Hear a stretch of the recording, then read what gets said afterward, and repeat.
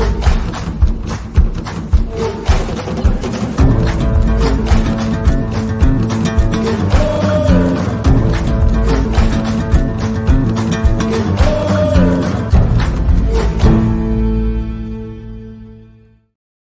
evening, everybody, and welcome to Fire Up Florida. My name is Scott Morganroth, your host, and we have a really good show lined up tonight. So, yes, Fire Up Florida is appropriate, and I can tell you right now, we're going to be talking the Final Four, and 50% of the equation happens to be in Houston, and two of them are represented from in Dade County and Palm Beach County, with a middle one in Broward. We'll get to Nova Southeastern University later in the show. I'm pleased to be joined by my crew tonight. Rick Curdy, welcome to the broadcast.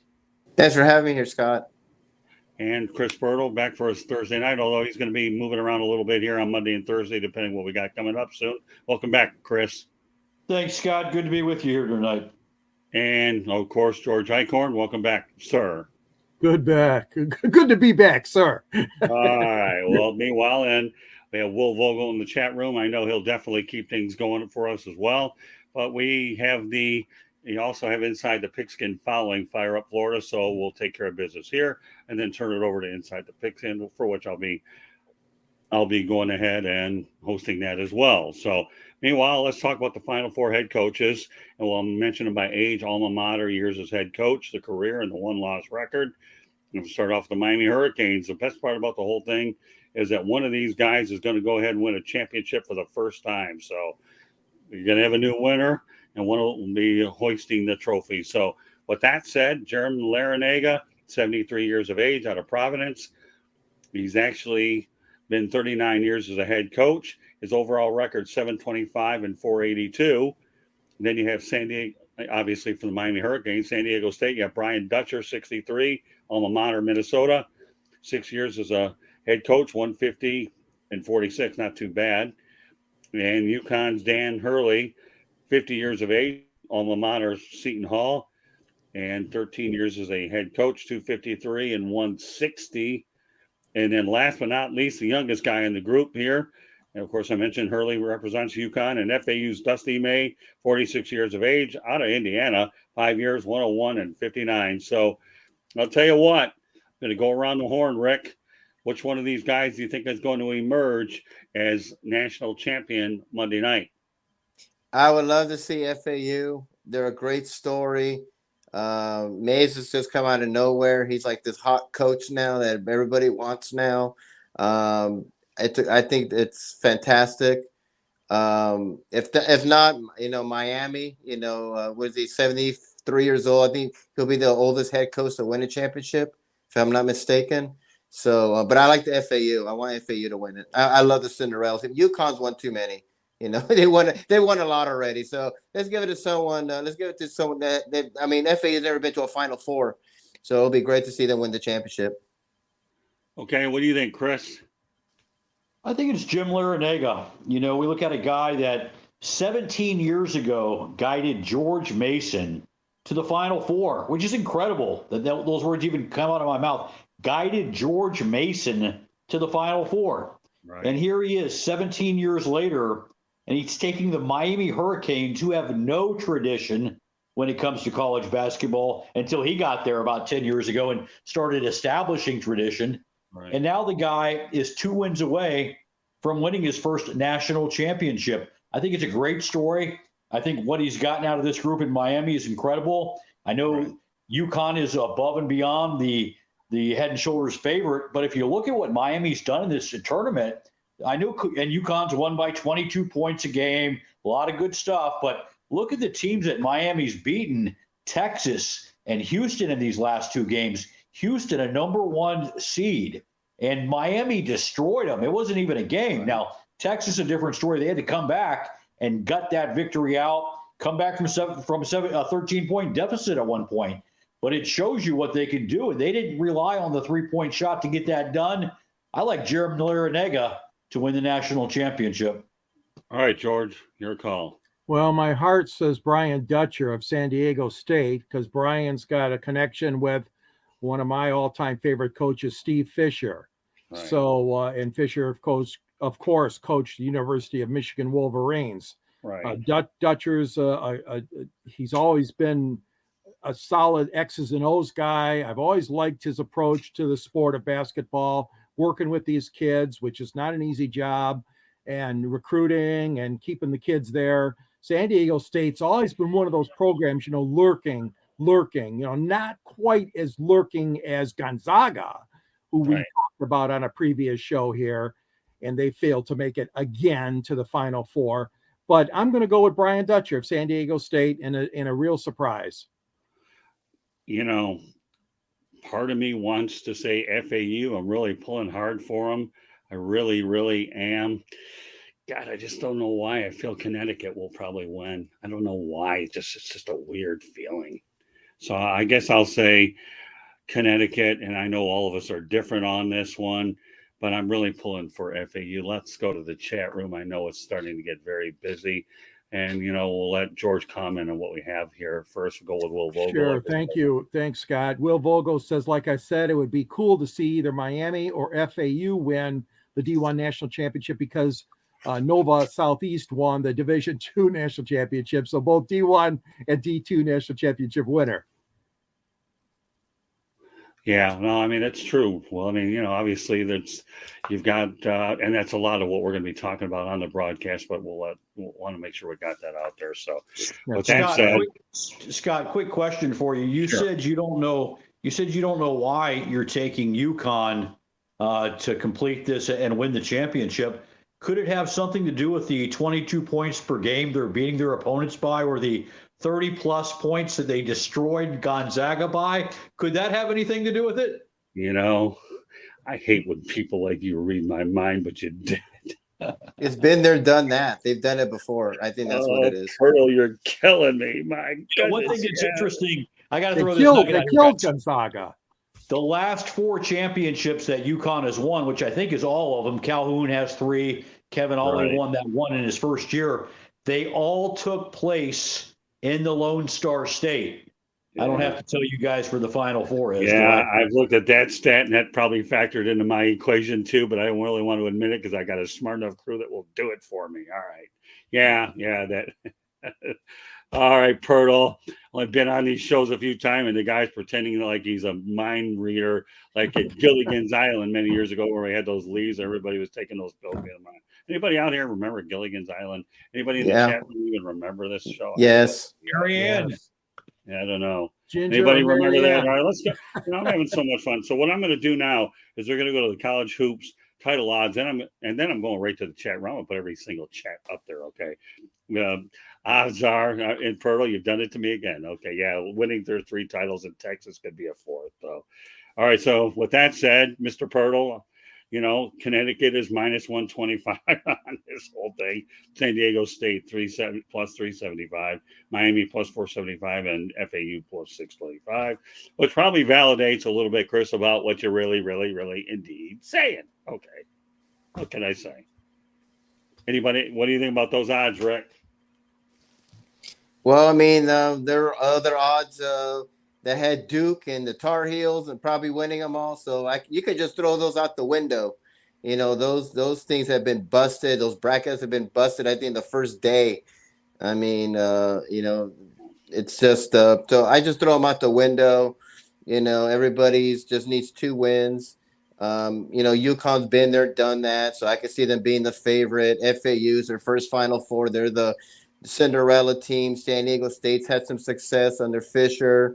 Miami's another surprise because they're a football team. I didn't even know if their basketball team was any good. So I agree with those odds. No surprise there. All right, Chris, what do you think? And then after you and George comment, I'm going straight to the chat room. That way my people in the chat keep chatting and we keep answering. All right, Chris, talk about the odds. Accurate, not accurate? I'd say it's accurate. I'd say money's actually coming in on UConn, and what a surprise. They're actually down to minus 145 on the last one that I saw. But I want to throw this out. I thought it was interesting. Going into the Sweet 16, Miami was at plus 5,000 to win it all. That got reduced after they beat Houston to plus 1,300 going into the Elite 8. Right. And now they're down. And I said this the whole time. I said at plus 5,000, that's great value on Miami. I mean, why not throw 25 or 50 bucks on that? When it got down to plus 1,300 going into the Elite Eight, I said that's still great value. And guess what I'm going to say today? At plus 475 or 500, that's still great value on the Miami Hurricanes. I think if they beat UConn, they're going to win the title game. I think the odds are accurate, though, to answer your question, Scott. Yeah, you know what? I'm going to follow you on that one in a moment. George, what do you think about the odds before I go to the chat? I'm with the odds makers on this one, guys. I really do think, UConn's got the name, the experience. They've been there before, although a lot of the kids obviously haven't been there before on the team, the players. But I think that's basically the reason why they've got such great odds. FAU, of course, is going to have the longest odds, and then the other two fall in the middle there, Miami and San Diego State. So I don't object to the odds at all. I think they lined it up pretty much the way I expected it to be. Well, you got to remember the way they scheduled the games. The FAU game against San Diego State, 6:09 p.m. And then the other one, I believe, is at 8:49. So obviously, when it comes to scheduling, they expect the Connecticut-Miami game. And I agree with you. The winner of the Miami-Connecticut game is going to win the national championship. No disrespect to FAU. But I'll never forget what Dustymay said over at the press conference on, I think it was Wednesday. He said, I'll be glad when Tuesday's over with, which leads me to my next thing, okay? A great segue to this. But before I do that, I'm going to go to the chat room, okay? Obviously, Will Vogel's high on the state of Florida. We'll just move through his comments. So he said, well, all right, you know what, we're going to ride Will a little bit. So I've got UConn. They played really good in the Big East. No doubt about that. Okay, so let's keep going with Will. All right, then we have Tina Lewis says, go blue. I guess does that mean she's going my Brian Dutcher comment, maybe. Stevefisher. Probably. Oh, okay, there you go. And then we got UConn has the experience according to Will Vogel. The odds aren't wrong for those four, but it's March Madness. Anything happens. All right. Well, we're caught up with all your comments, even though I didn't post them. I read them. So voice or no voice, I think the only thing I can say is the winner of the UConn Miami game is going to win it all. I'd like to see FAU, but again, I'll allude to what Dustymay said. I'll be glad when Tuesday's over with. Okay. When Tuesday's here. With that said, my question now, will Dustymay move on to another program? FAU Arena only holds 2,900 fans. The Owls should play in a bigger arena. And I think if you're going to bring the Blue Bloods, the only logical place is the Florida Live Arena, which is where the Panthers play. So, you know what, Chris? And I'm going to talk to Mike Jarvis about this, but we'll lead off with you. Let's face it, a 2,900 or 3,000 seat gym doesn't cut it. How they're here, Dustymay should have a statue out no matter what happens, because this is about the most improbable thing on the planet, knowing that gym was destroyed by Hurricane, I think it was Wilma, like 5 years ago, if I remember right. And you know what? They had to they needed assistance from FEMA as well as insurance money just to get it in better shape. But the main question here is, Chris, will Dustymay move on to another program after this runs over? Well, it's not all about arena size. I don't think it really matters the size of the arena. It matters the size of the paycheck. And right. When some bigger schools come calling with multi-million-dollar deals, we just saw the new coach at Texas, the interim coach, now become the head coach. He's getting a deal that pays him $3.5 million per year.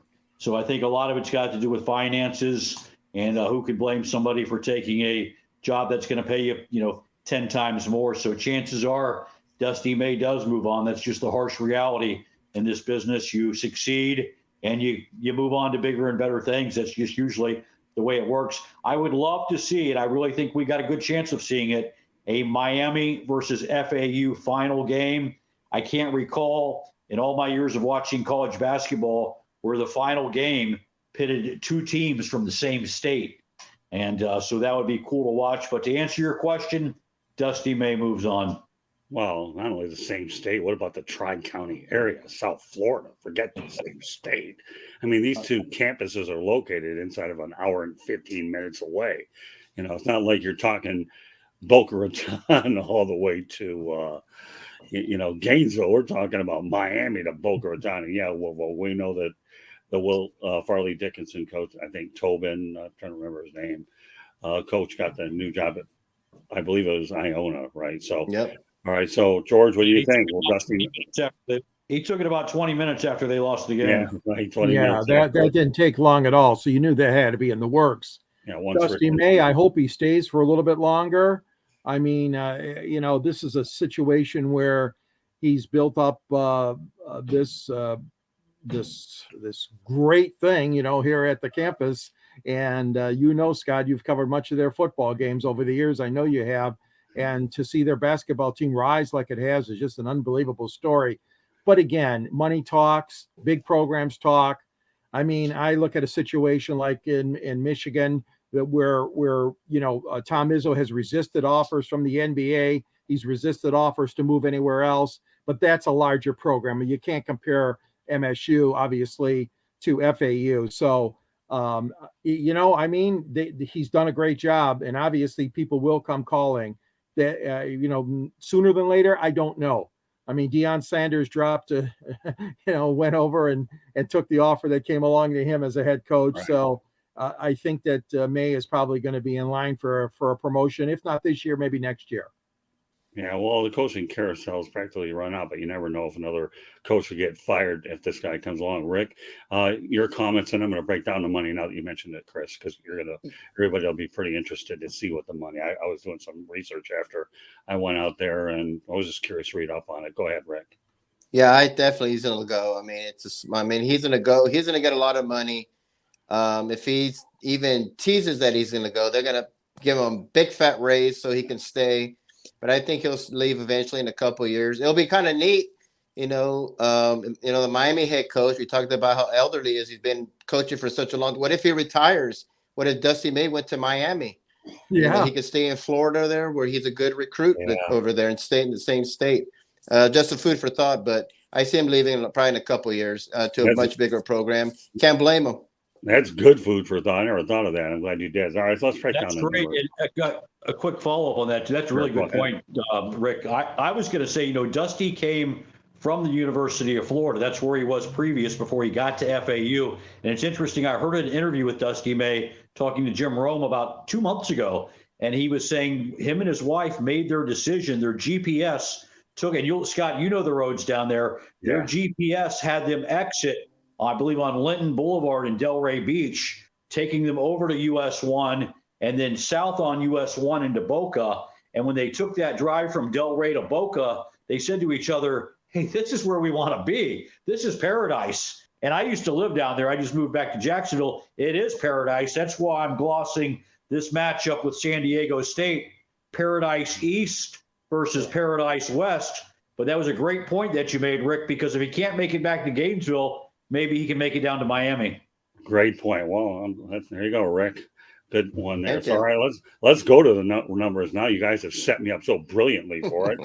FAU's record is 35-3. Now, get this. This is where it gets interesting, ugly, or whatever you want to call it. UConn Huskies assistant head coach Kimaniyoung is making $650,000. Okay, and you know what Dustymay is making as a head guy? $544,975. The head man is making that much less, about over $100,000 less to coach this program. But now it gets even more dicey. FAU's basketball recruiting budget is $65,893. San Diego State is $135,203. How about that? So if I want to go out there and make a comparison, we can call FAU college basketball's version of the Tampa Bay Rays, because I don't know how they're doing it, but my God, they're developing. They have great coaching, because I don't think that there's a better manager in baseball that does more what he has to work with than Kevin Cash and the Tampa Bay Rays. I think the FAU Tampa Bay Rays situation is much more close to reality than we want to think that it really is. But can you believe that, guys? Think about it. $650,000 for an assistant coach with UConn, and May is making $544,975.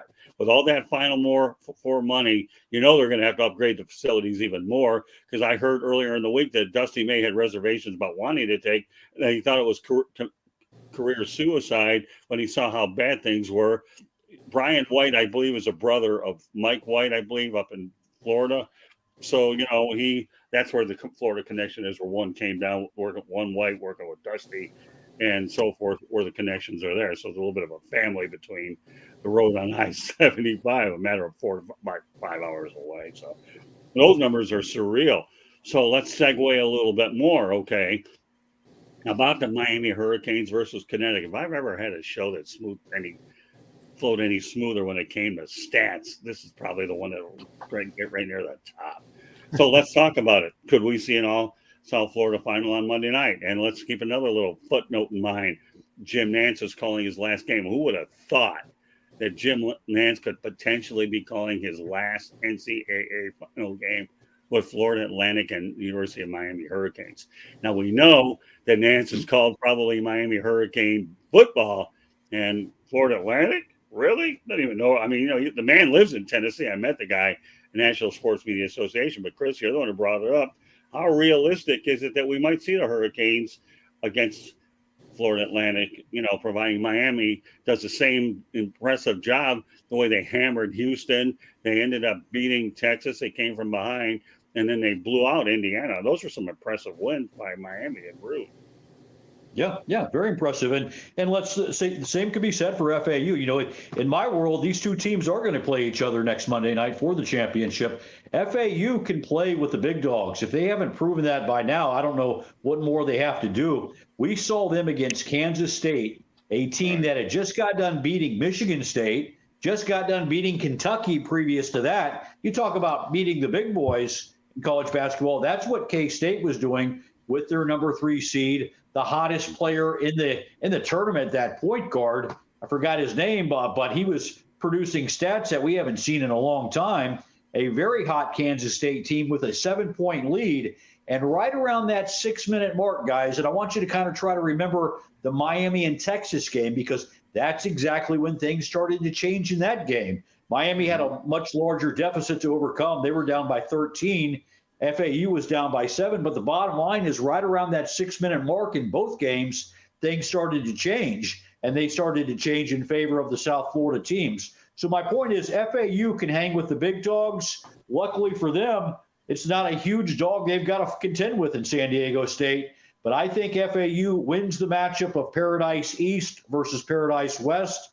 I think Miami finds a way to get it done against UConn, and I really think we will have an all South Florida championship game Monday night. Yeah, that's pretty surreal. In a moment, though, what I want to do is go over some information about us. I should say you can also find our show at www.southfloridatribune.com and follow me on Twitter at Tribune South. So I should point out that the audio version of Fire Up Florida can be heard on iHeartRadio, Apple, Spotify, Google, or wherever you get your podcast. Why am I going slow? Because everybody accuses me of talking too fast. This time, nobody will be able to do that because I'm trying to be slower. So with that said, please hit the red subscribe button on South Florida Tribune YouTube. We're striving for 1,000 subscribers. Everyone helps. We appreciate it. Please also comment, like, and share the broadcast.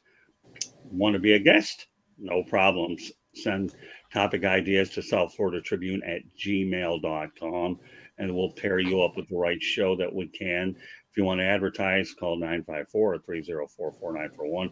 We are live on Facebook, LinkedIn, Twitter, and our YouTube channel. With that said, George Eichhorn, you know the question? Well, I'm not going to.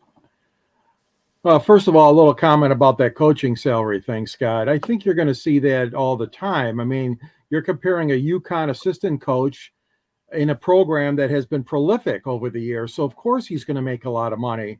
I'm not all that embarrassed by the fact that it's only $100,000 difference. I mean, who knows? Maybe FAU has upped that salary 100% over the last 5 years. I mean, we don't know.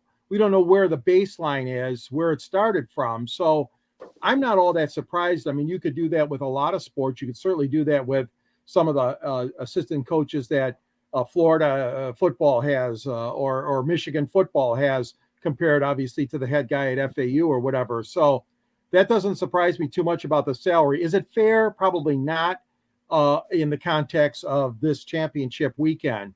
Final Four, anything is possible. I mean, and with this set of teams, anything is possible. We've seen so much parity in this tournament and so many big Goliath so-called programs knocked down, including Houston and Texas and Michigan State and Kansas State and Indiana, all these programs. So anything is certainly possible. I still don't think it's going to happen. I know that the state of Florida would love it to happen, but I still don't think it's going to happen. I think the likely scenario is FAU upsetting my favorite, San Diego State, but I don't see UConn losing. They have been on a roll. They're winning with big scores, and it could go down to the wire against Miami. But I think the best chance out of those four, out of the two Florida teams to make the finals would be FAU. But anything is possible because we've had so much parity around the league this year, the transfer portal and everything that's affected these players and these teams. Right. Good points, George, all the way around. I even have some more numbers about the analytics that ESPN has after Rick gets done. So I want to point out. Oh, and thank you, Scott, too, about bringing up about Jimnantz. I appreciate that because he's going out. Yeah, I met Nance. I never thought he'd end up coaching a Final Four with Florida Atlantic, and I got nothing against Florida Atlantic. I have a good relationship. I want to go to a couple interesting points that Will Vogel makes, and I'm only going to read them. Point guard for Kansas State, Marquise Noel. Obviously, his last game was against Florida Atlantic. You know, they TKO'd him, and he's clearing for the NBA draft. Good prospect. Good points, Will. All right, Rick, some thoughts about, South Florida final. I would love to see it. It'd be cool to see an all Florida final, but I have FAU and Connecticut, and I'm going with a big monster upset. FAU over Connecticut. I love it. Just like NC State when they shocked the world with Jim Valvano. Why not? I love to see it. We've seen upsets before. I saw Buster Douglas knock out a dominant Mike Tyson. I love upsets. I love Cinderella stories. I am riding with FAU. I like FAU. I was happy when they got Tom Herman. I was excited. So I was like, hey, I like FAU. And they made it to the Final Four. Who knew that? And so why not? They are poised. They're not nervous. They're ready. They're not even supposed to be here. So they've already everything is gone from them. All the pressure is on UConn because everybody thinks they're going to win, and no pressure on San Diego State. Any of those, they're all Cinderella. But FAU, I'm going with this huge monster upset. All right. Well, that leads me to a couple of other interesting points. First of all, I was watching Colin Cowherd. He's becoming one of my favorite people that I watch during the day. And he seems to say that the ratings will be low because of Battle of Underdogs. He could be right about that. I'm not so sure that all three of these are the most appealing teams, but I think the one thing I'll say, maybe I don't agree with Colin, is it'll certainly be one of the most intriguing Final Fours. And if you're a fan of the underdog, that could be heavily watched. But, I think he might be on target, that the Battle of Underdogs, that the ratings could be low, but it's hard to tell. I'm just putting that out there. You guys don't have to comment on that. It's just out there. Another thing, ESPN analytics chance to win the national title. Well, I'm going to just tell you right now, UConn is at 58%, San Diego's at 19%, FAU 12%, Miami at 11%. So there you have it. Everybody's riding the Kentucky train. And then when you get past San Diego State and FAU, which I'd almost think is like a coin toss. But the thing that's different about FAU is they are on house money. They really are. Like you said, if they win and upset, UConn, they will turn college basketball totally upside down. Miami, again, sentimental favorite is Jimlarranaga. Who would want to see a guy in his 70s win it all? We all remember Al McGuire leaving out on top. I mean, come on, how emotional was that when Big Al left? So, those numbers are. So let's go to Chris again, as far as the numbers are concerned here. Realistic or not? UConn 58%. Is that realistic? Yeah, it's realistic. San Diego State 19%. Realistic? Realistic. FAU 12%. Realistic. Miami 11%. I think Miami's probably should be a little higher. It might have something to do with the fact that they're playing UConn in the first game, and maybe that's why their percentage is lower, because their percentage should obviously be higher than FAU and San Diego State. It's going to be reflective of the odds, I would imagine. But I think Miami's percentage should definitely be higher than the other two. That's a fair comment. I like that. George, the numbers. But I'll repeat them to everybody else. It doesn't matter what's fair. UConn 58%. I agree with that. San Diego State 19%. No. Because I think well, I'm only saying that because of my favoritism towards them winning. So but that's just my opinion. Okay. Should be a little bit higher. Okay. FAU 12%. Yes. Realistic. Okay. Miami 11%.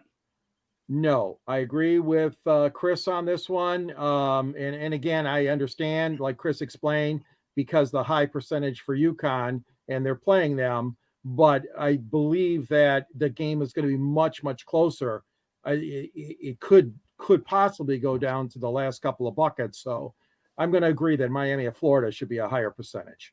Okay, Rick, I'll go with you, and then I'll have some thoughts here. As we only have about 5-10 minutes left in the broadcast. Again, inside the pigskin follows Fire Up Florida. With that said, Rick, 58%, realistic or not? Oh, I thought it'd be much higher than that. I thought it'd be like 75%. Okay, fair enough. San Diego State 19. Fair. Okay. FAU 12. I would say 10%, 9%. They're such underdogs. Okay, that's fair enough. Good. I like some differentiality here. Miami at 11. Oh, I thought they'd be like 20%. I thought they're a good team. No, I don't. To me, Miami should be at 20%. Yeah, and bear in mind, every team had a very difficult road to get where they're at, and I know FAU busted probably just about every bracket on the planet by doing what they ended up doing. But the X factor, and when I was talking to Dustymay about the whole thing, was I asked him the experience. They don't have one and dones there. These players played 3 or 4 years, and of course they had the COVID-19 exception that allowed more experience to pop in as well. So I think the one X factor going into this whole Final Four is the fact that FAU is probably the most cohesive team, more experienced team versus some of the other ones that may have younger players, and they've been able to play together a little bit longer under an unbelievable coach. So those are some of the things that I brought up. And Dustymay also talked about how unbelievable that it's really been, to work with these guys. All right, one other school I want to get to because this is just as important as the other ones. Nova Southeastern under Jim Crutchfield, 36-0, won the Division II title over his old team, West Liberty University. Division II doesn't get an awful lot of recognition, but when one of them's in Broward County, which is where Nova Southeastern University is, okay, and then, of course, Miami's in Dade County, and then you have FAU in Palm Beach. Rick, let's go start with you. What do you think of Nova Southeastern University? Phenomenal record. It's another great Florida team.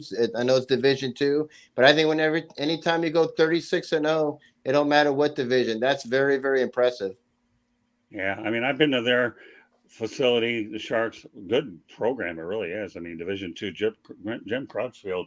I thought they were in Canada when he talked about them. Like Nova Scotia? Yeah, right. Yeah, I'm actually surprised Jim Crutchfield hasn't gone up to Division I level, but he seems to like Division II. George, what are your thoughts about what Crutch has done? Oh, God, unbelievable, guys. Like you said, Rick, I mean, any coach undefeated, I mean, that's phenomenal. I follow a little bit of Division II football here, being from Michigan.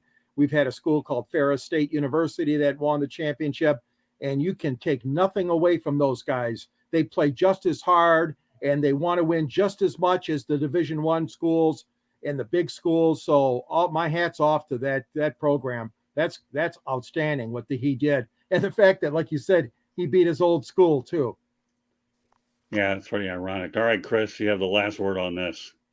Well, it's a great story to just, illustrate how incredible of a year this has been for college basketball in South Florida, the 3-county region.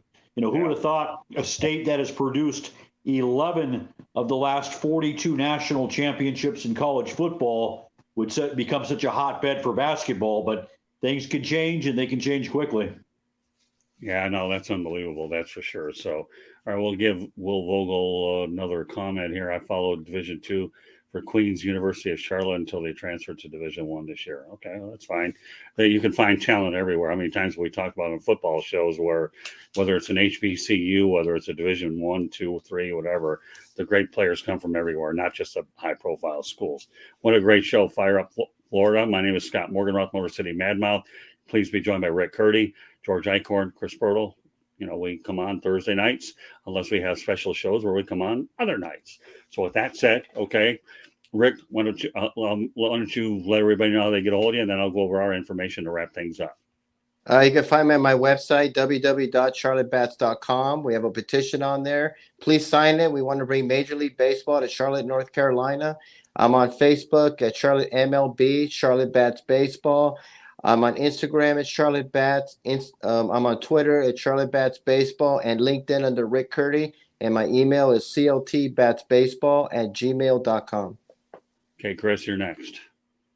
Yeah, you can follow me on Twitter at Vero Sports, or you can look for me on Facebook with my name, Chris Pirtle. And if that doesn't work, you can reach out to Slick Rick Curdy. He knows my number and my information, and he can get you in touch with me. Yeah, he does a lot of that good stuff. And Vogel's asking you if you're going to the Charlotte Heights game tomorrow night. Yep, Friday. Oh, is it Friday? Well, that's tomorrow, Friday. They play Friday. Yeah, well, today's Thursday, just so you know. Okay. Yeah, I So know. maybe you and Vogel connect. All right. Well, We'll see. Good contribution in the chat room. George, you have a book. Talk about it. I do. Detroit Sports Broadcasters on the Air. It's a book that came out several years back.